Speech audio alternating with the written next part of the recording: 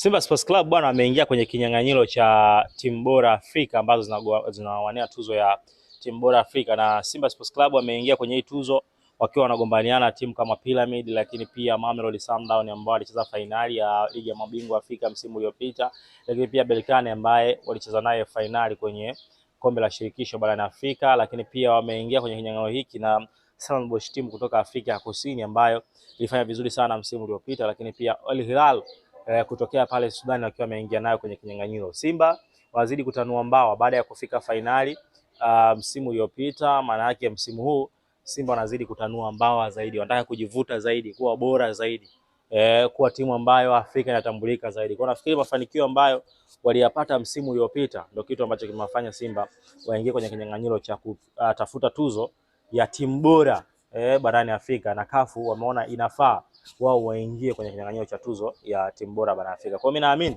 Simba Sports Club kuna haja ya kuwapongeza kwa hiki kikubwa na kwenye kinyang'anyiro hiki ambacho wameingia.